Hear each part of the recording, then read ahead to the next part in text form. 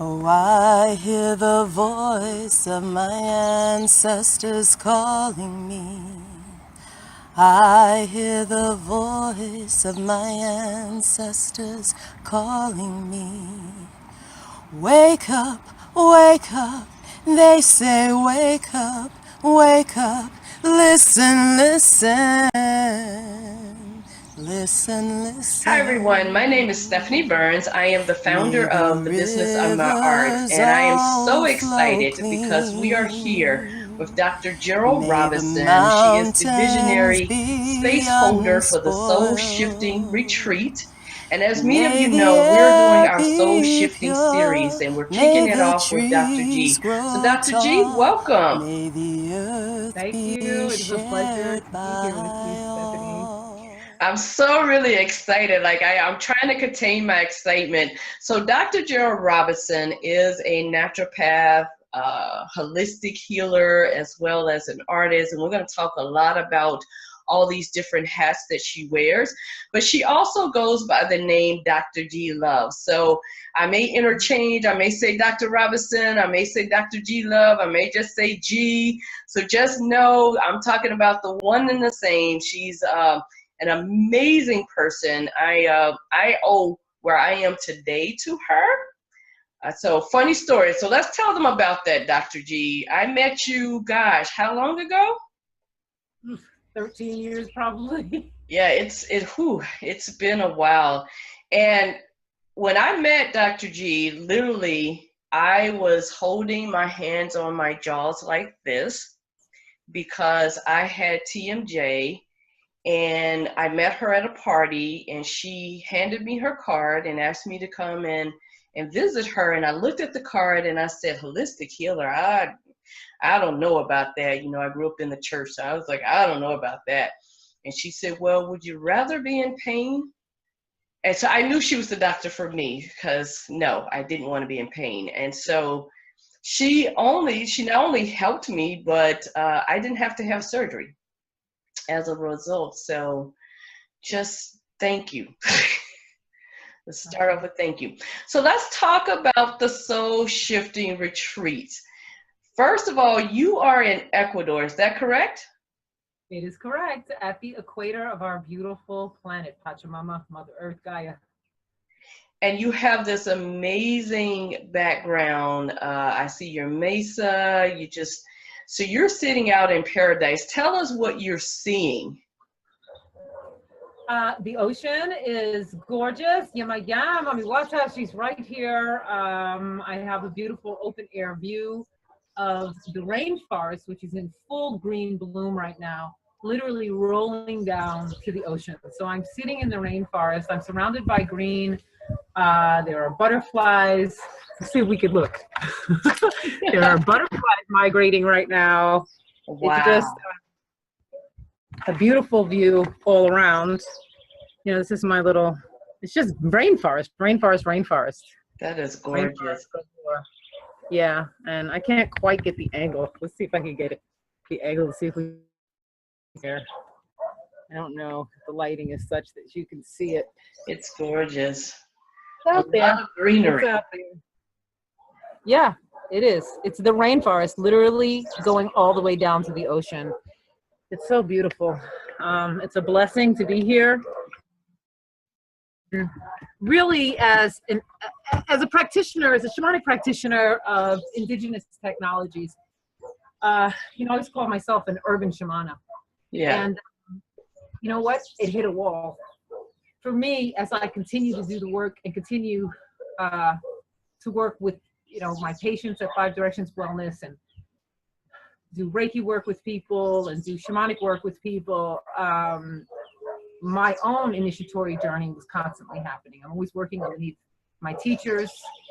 Pachakuti Mesa, my teacher is Don Oscar Miro Quesada, who is my beloved maestro, who I always appreciate, and his teachers, who are always over us. And the thing about this work is we're ultimately working with the 5 elements, the 5 directions. The earth, which we hold in the south in this particular technology.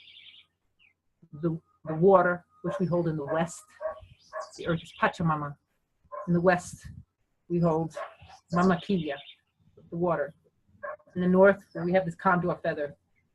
Wiracocha, that's the air. In the east is Inti Taita, that's the sun, the fire element. And in the center, the rainbow quintessence, Quichi, which is ether, which is that the hub that all the rest of that spins around, sort of is our own experiential, multidimensional reality. And to continue to work that way and not be able to immerse myself in the elements really began to break down my body, my mind, my spirit. Everything in me began to be vexed. And like my entire life felt as if it was falling apart, which from it. Shamanic dismemberment is basically a psychic lobotomy or decapitation, to use the language of my teacher Oscar, and the language of the ancestors from South America. And the idea is you have your current head, your current culture, to be chopped off and, you know, maybe ripped apart by jaguars is one way we describe it. And the idea is that you decompose into the earth, re-become the particles of the earth, become fertilizer, and then regrow a new expanded head. And the process of doing that while also living this very busy life began to vex me, because it's very hard to lose your mind and running on a very linear pattern, which my life in the urban environment required of me, you know, living in New Orleans and working. And so my whole life really conspired to break me down to the point where finally, at the death of a beloved now ancestor, one of my beloved mothers, my heart mother, I was raised by a village of women. I assisted for 2 years living with her, Ramona Jackson. I assisted for 2 years living with her with my siblings, her children, and we transitioned her peacefully. And as soon as she left, the wind just, I can't even hardly tell you how it happened. The wind just, within 2 months, landed. So I'm here. Landed me at the equator. I love it. And you know, I was there in December, and when I tell you, you notice the difference when you step off the plane, step out the building. It's literally is a breath of fresh air, and to see the ocean, to breathe the air, and to, you know, to be out in the woods with the fire. We had a fire in the woods. It was just so amazing. And the earth, you know, to walk barefoot just on the sands and stuff. I try to show it in pictures and post it on Facebook and stuff, but you cannot really put in words how beautiful it is there.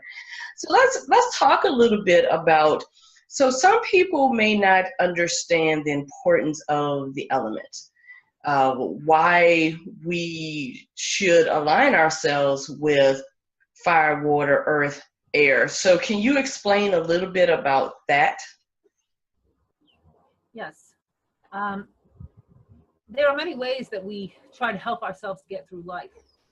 And one of the most traditional ways that we inherit from, you know, global ancestors, this is global indigenous technology, is to relate to the seasons, the solstices, the equinoxes, and the elements, because that's ultimately who we are as parts of the planet. And we are the microcosm of the macrocosm. So the earth element, for instance, Pachamama, represents our physical body. You know, we all like to pay attention to our physical bodies, you know, our actual living selves, our health, our welfare on a physical level, our ability to create home, stability, root chakra work, rootedness, family, work, stability, comfortable home. Or whatever we like for home. You know, some of us travel, some of us like to stay in one place, whatever that is that suits us. So that's our earth physical body. The water element represents our emotional body, and it helps us to be able to break ourselves down into parts, and then always in the center, that's that rainbow quintessence, that Quichi. And this is all Quechua, that language.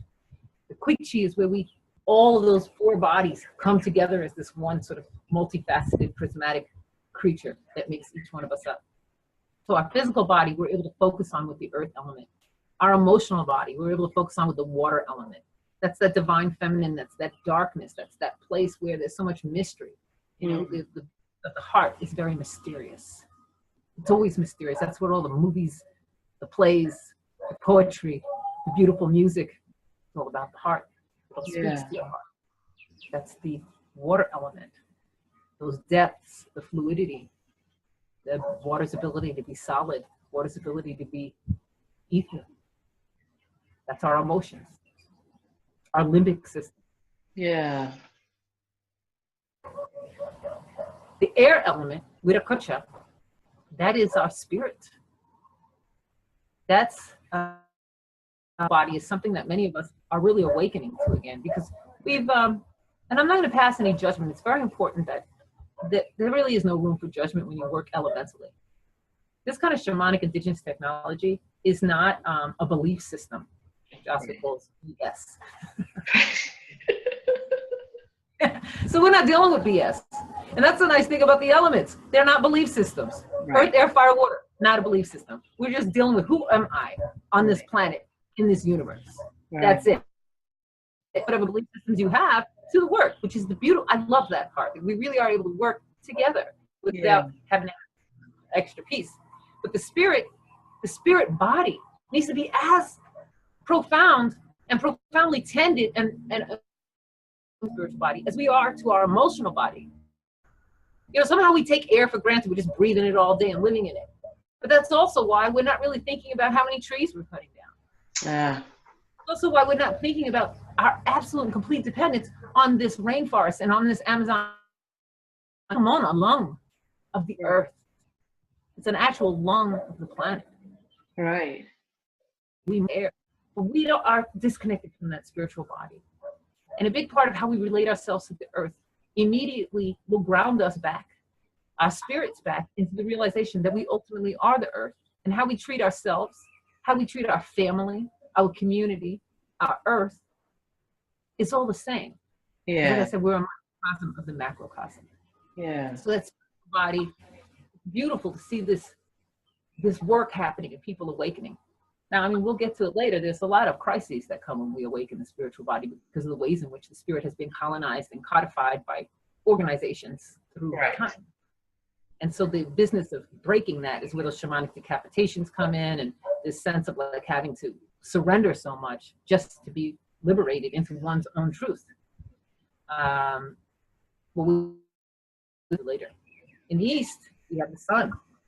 Yeah. The sun. That's the linear, the divine masculine side, the very linear side. You know, the water is the spiral spirited side. We like the light. The light shines, we're able to see with our eyes. We can get out here, we can work. We work during the day. We like to think. We love this whole 24 hours a day thing. We got a whole clock going. We got our schedule 9 to 5, etc., etc. That's what comes out of the light. And so, I mean, we can't live like the sun. This is a beautiful thing. Right. Obviously, all around the sun. So that's, when we start thinking about that, that's naturally our mental body. Yeah. Because our mind likes to conduct, our mind is what conducts all the business. Our mind is what invents the, it's always like, hey, I have a great idea. That's the mental body. So we need to temper all of these: physical body, emotional body, spiritual body, and mental body, and say, the wheel, like a bike wheel, is it going to wobble or is it going to run smoothly? Am I really leaning heavily to one side? So is my wheel spinning like this? And that's when we start seeing these dysfunctions. Yeah. The emotional and mental dysfunctions, the despair, the exhaustion, the depression, the anger, the rage. There's so much to be outraged about. We've incarnated during a time of war. So many of us are dealing with trauma, post-trauma, ongoing trauma. A lot of people like myself, when we come into awakening, we have to also awaken to things that we hid. So for me, childhood trauma and issues that I had from early years that I felt that I was going to put somewhere so that I could drive forward and survive, which of course I was and remain proud of. I was taking along, and that I still was going to have to process that. That was still my path and my energy, and I still had to process that and digest it and compost it into something. I couldn't just put it away. So when you find us the wheel off like that, that's where you can go and say, how do I rebalance myself so that all four bodies are spinning smoothly? And that way, that central piece, my soul, my etheric universal self, is able to really rise up. And I'm like a very centered person. You made an excellent, first of all, I appreciate how you was able to explain this so people can really understand it. And I love the fact that you said this isn't a belief system, because I think there's so many people who don't want to learn more about these different elements because they feel it is a belief system and it's going to go against what they believe in. And so, excellent point, because we are spirit within a physical body that has emotions and mental. And if any of those things are off, we're off. And so learning to balance and align so that, and I love the analogy that we're running or operating like a well-oiled wheel that's rotating this way versus, you know, a little bit here, a little bit there. We need to put that in balance. And so the soul shifting retreats, then I take it that is the purpose, is to get people back in balance. Is that correct? That is one of the purposes. That's yes, that's the purpose. And people, us two-legged individuals who are doing this work, shamanically, we consider ourselves to be earth stewards. Okay. So when we balance ourselves, we're working with these technologies. Like this is the Pachakuti Mesa. Out in the yard, we have an apacheta, which is a stone cairn that taps down into the ley lines and is communicating globally. We're communicating through the roots of the trees. We're communicating through the pathways of our ancestors. Yeah. We're communicating through our unseen allies and guides. Yeah. Okay. When we're getting ourselves together, what we're doing is we're getting together with the universe. We're getting together with the planet, and we're getting together with the collective consciousness. Yeah. Because the soul shifting community has a mind to heal the planet in the same way that we're healing ourselves. In the same way those of us who do healing work, like I as a naturopath, do this work to assist aligning the joints, the jaw in your case, the temporal joint, or whatever it is. We're doing that for the planet when we do this work. We're tapped in to the collective consciousness, and we're assisting people to have an easier time with their awakening process. Yeah. The more we do this work, actually sort of goes in through the dream space consciousness of the collective, and it actually sort of just opens. We see more and more people sort of exponentially moving in this direction who 15 years ago were not interested. Right. It's remarkable, actually, when I tell people what I do, when I first started telling people what I did 20 years ago, it would be like, the old side eye. Right, right. Guilty. Nice, Guilty. And now, the same situation, people say, what do you do? And I get that same pit in my stomach, like, should I lie? Should I just say I'm an artist? You know, that's not a lie, I am an artist. And I say the truth. And the same kind of person who would give me side eye is open and says, tell me more. Yeah. So I know that the work is working. Yeah. I know that we are awakening and that this collective consciousness is expansive. And so we do this work, whole global community. We're not only working on the global community, we have a serious issue with the health of the planet. And we're thinking 7 generations ahead. Okay, we're thinking about natural resources. We're thinking about the purity of water, the viability of clean water available to people. There's quite a water crisis happening. Yeah. There's a huge movement, thank goodness, that people are finally awakening to what's happening with fracking. So what's happening with fracking is that's related to how we want to, continue to extract oil. Belief systems, it's just fact. Right. That people are making, that this is an industry, et cetera, is besides the point.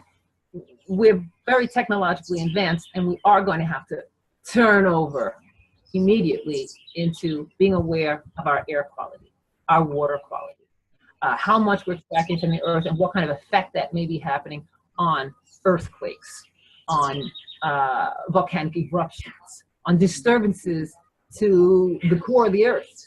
As earth stewards, it's our job to help the planet stay in harmony and balance, earth, air, fire, water. So that's why we're here at the equator. And we're doing 2 years of soul shifting work at the equator to really ground ourselves at the navel of the planet. And then we're going to move around to power centers throughout the globe. We're going to work at the earth herself has a chakra system.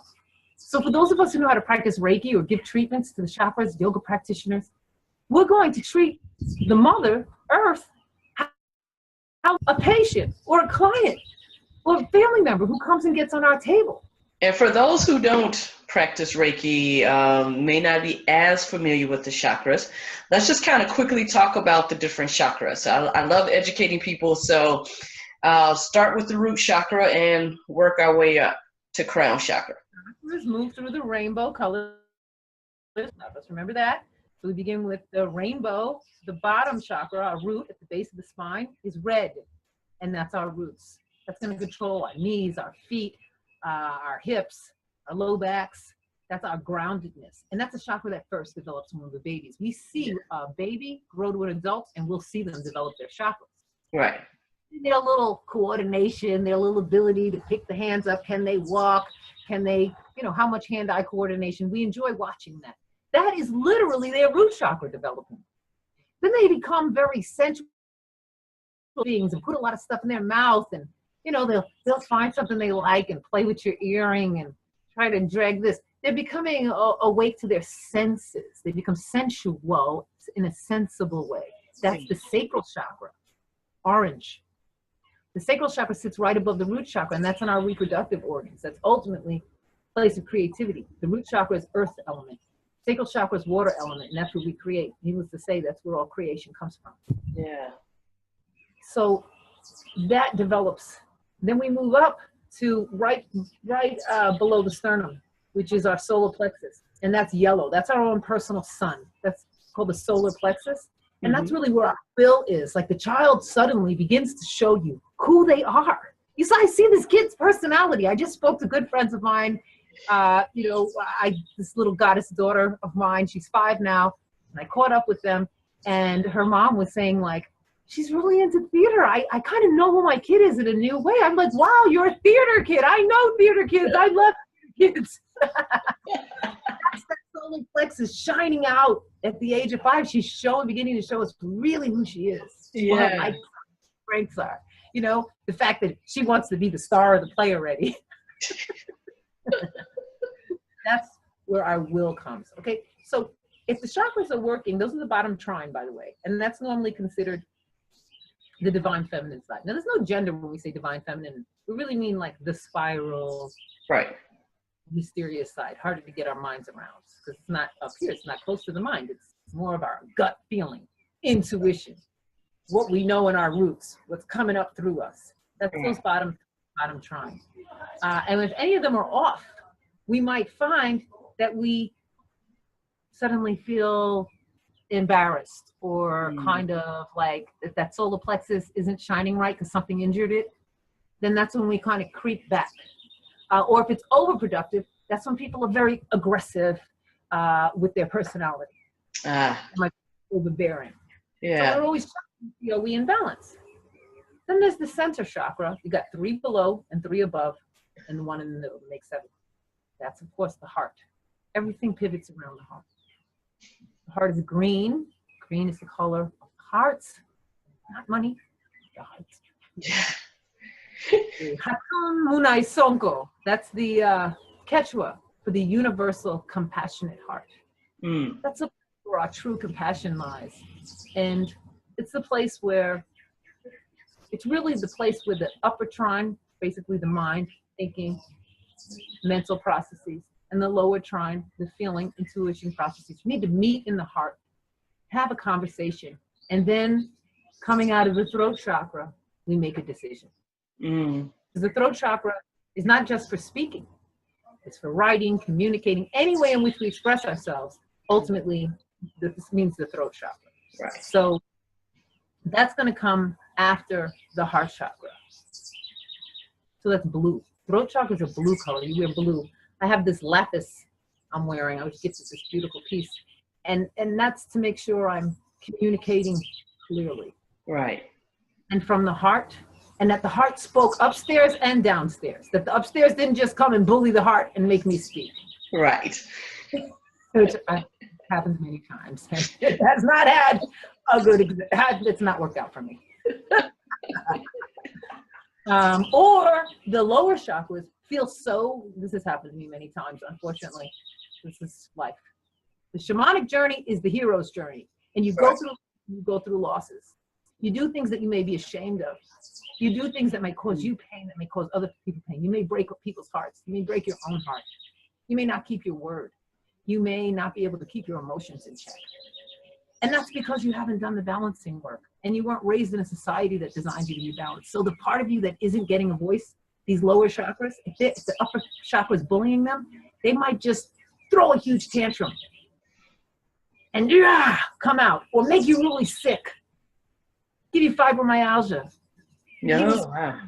or physical inflammation, do something to you to just say, we refuse to be silenced any longer. This is a whole self. I need liberation. I'm not just going to be happy that you look great on paper. I want you to look great in your gut. Yeah. That throat chakra speaks for everyone. Mm. Then we know this chakra. This is the ajna, the third eye. Third eye. It's that indigo color. That third eye, which, surrounds the whole head, that's our vision. We all have vision. We have vision in our dreams. We have vision in our ways. We have vision for our families. We look at our children, we get vision for our children. We invest whole lifetimes into assisting our children to become who they are when they show themselves to us. When we're doing quality parenting, we want to say, wow, I wouldn't have picked that for you, but I see who you are now. So let me help you to achieve your vision. That's that third eye work. And a lot of times we want to think, oh, third eye work is just for like people who are up high on a mountain. Third eye work is for everyone. We all have vision. We're all working with vision. Yeah. Yeah. And then the crown, that crown is violet, white light. Yeah. And that crown chakra is really our connection to the divine. It's our connection to the universe. And it's that connection to the entire collective consciousness. Just a connection to the earth. Yeah. All ley lines and pathways of communication through the earth. And so when we get all these 7 chakras, and shamanically, we actually work with an 8th chakra, which is really our connection to the universe and to all of our unseen guides and multidimensional work. That's a little bit of a deeper conversation, but there is that 8th chakra, which is really a white light. When we start to balance all of those, we may at first feel really off balance because we were used to living how we were living. Right. But if we continue to allow it to work and have community and support and assistance, this is why we are gathering community together. It is hard to do in an environment where people are not supporting you. Right. Liberation and balance that comes from it. It is a hero's journey. It's work. And the soul shifting community, as you know, we're just there for each other. It's been so beautiful this year to have a community of like-spirited people to check in, email. We've been meeting every Tuesday night. We do Wednesday night link-ups. We're co-creating projects together. We're helping each other with each other's vision. It's just like a dream come true for me in terms of I had this vision for 16 years. And it took 16 years since I got the vision to do a global healing project for the thing to come forward. Yeah. I had to walk my own hero's journey, and I had to literally go down into the darkest depths of myself where I felt like almost like there was no point in living. I got so dark that all of my judgments and BS, all my belief systems came up and judged myself. Yeah. And we see that happening all the time, right? We go through so much trauma, and it doesn't matter where you live, you have experienced some form of trauma because just in today's time, things have happened. And so, so with these 7 chakras, they also align with 7 chakras of the earth, correct? Yeah. And so talk about that, where, or, does the root chakra lie, the sacral chakra? Well, this is the first public announcement of this, Stephanie Burns. Oh, you get an exclusive right here. The full vision has been kept on simmer.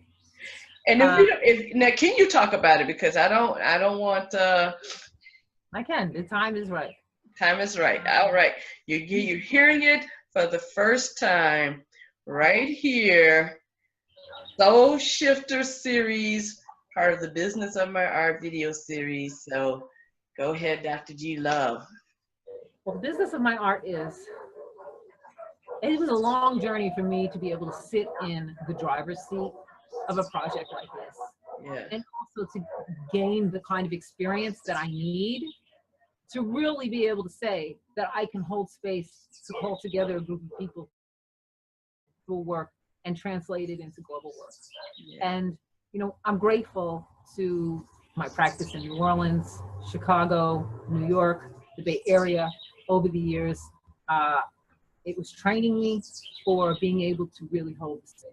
Yes. And many years ago in Circle, in the Pachakuti Mesa Circle, I was given, this is like before we were all even on the internet, I was given a list of power centers around the earth, and including the 7 chakras.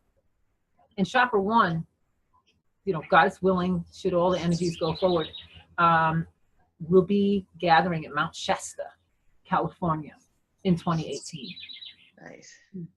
To move from Cusco, the navel of the earth here at the equator, and hold SoulShifting Retreat at Mount Shasta.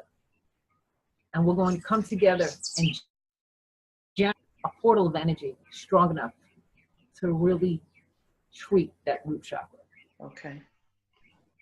And we will move throughout the globe as we're guided to the 7 chakra centers, as well as energetic centers that call us. It's just like giving a treatment. Sometimes I might be working on someone's heart. Then, oh, look, my hand wants to go over here to the shoulder and work on this for a while. Right. How it's connected. So, and then that left arm is calling, because we know that left arm is. So we might go off and work at other places. But we'll move from Mount Shasta. There's sort of one on each continent in a way. So we'll be moving from North America to South America to Australia. Nice. To England, to Northern Africa, England. Interestingly enough, there's the third eye, 250 years, and it's currently residing in England. The third eye is currently where? Residing in the same location as the heart chakra. Oh, wow. Which is in Europe. It's in England. Wow. Yeah, so we'll be doing really powerful work there. And, you know, I invite our allies, our European allies, to tune in, because you're going to be hosting us in the not so distant future. Yeah. And the final piece is in the Himalayas. Nice. So that's, I mean, that's, when we talk about some serious work, it's not only working on you as an individual, but it's also working on the community as a whole, as well as working on the earth, which we know we all need the work. And I love the fact that all these themes are finally going to be in tune. What an amazing place and space that would be. So someone who's looking to attend the SoulShifting Retreat. So there's one in June, one in September, and one in December, correct? Yeah. What can they expect? So we talked a little bit about the chakras and the different elements, and you know, people of like mind. I always say that the people who are going to attend this, you know, it's kind of like that biblical thing. Many are called, but few are chosen. The universe has a tendency of choosing the people to come. But oftentimes to get chosen, you just have to have an interest in it. So someone who's looking to attend, what can they expect? Well, first thing is showing up. You know, the decision to show up to do this work will change your life forever in the direction toward your own personal liberation. You will arrive after a long journey and wake up in coastal paradise at a place called Oceanic, where our hosts are beautiful. The food is lovely. The environment is wonderful. And we're right on the beach. You sleep to the sound of the ocean waves. And the community of soul shifters will gather. We spend our mornings in the Pachakuti Mesa Lodge. Everyone creates a mesa of 5 elements, 5 directions. We spend our mornings in the Pachakuti Mesa Lodge doing remarkable work with ourselves and on behalf of our families and communities. We have incredible lunches. Yes.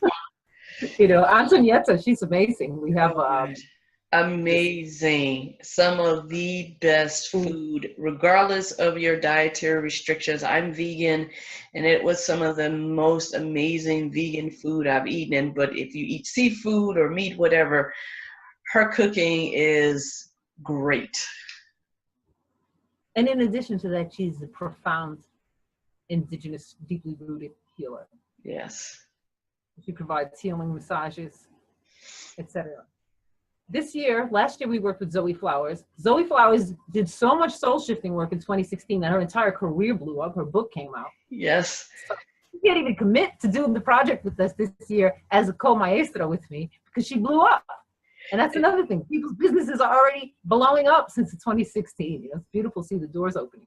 And for those of you who've been following us, we actually interviewed Zoe Flowers as part of our writer series. I am Zoe Flowers, and yes, her career is just taking it to another level. So she wants me co-spearing this with you. So you have someone else? Sakara Camila, the elder Sakara Camila. This woman is brilliant. She is a elder healer, teacher, guide who I frankly I like to just stay connected to her apron strings. She's been working as a healer, intuitive healer, practicing indigenous technologies since going back before, frankly, we were born. Yes. And, you know, she actually dreamt the SoulShifting Retreats, she said in 1982, I believe it was. Wow. And when she goes, you know, I've been wondering about this. I dreamt this in 82 and I've been waiting. She goes, and the only thing that's different about it from the dream is that in the dream there were a lot of children running around, but I realize now that most of you were children when I had the dream.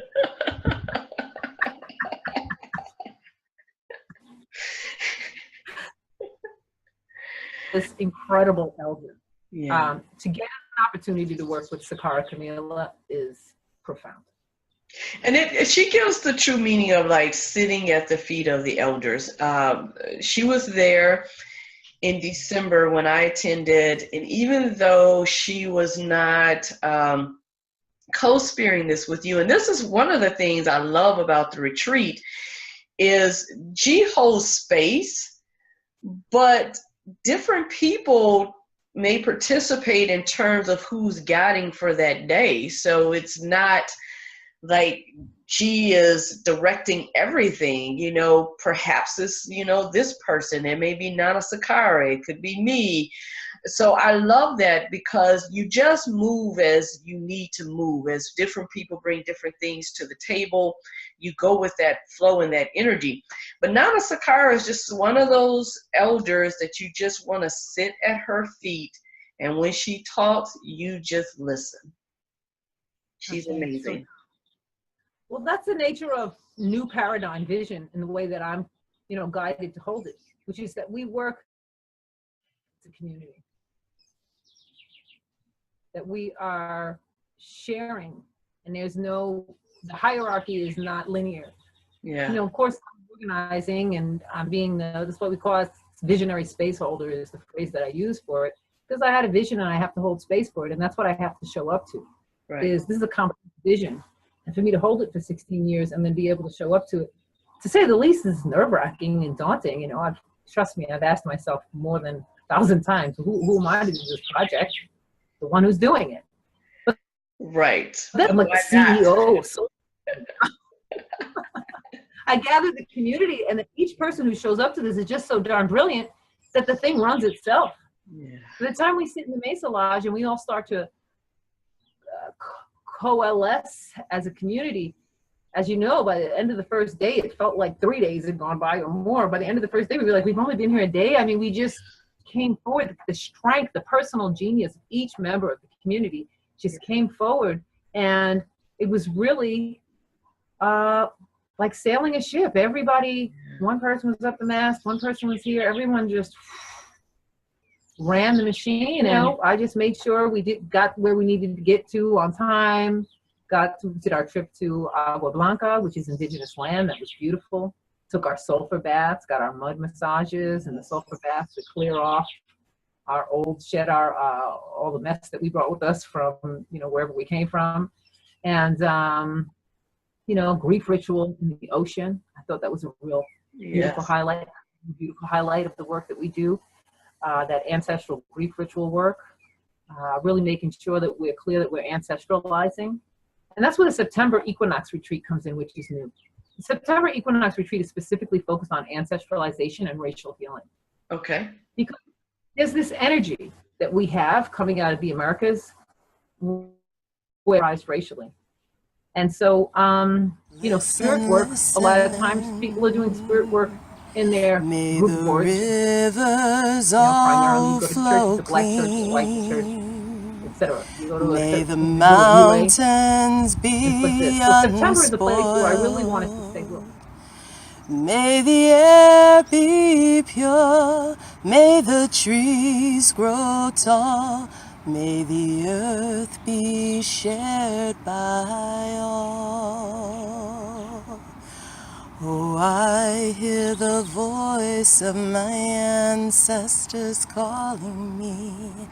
I hear the voice of my ancestors calling me. Wake up, they say wake up, listen, listen, listen, listen.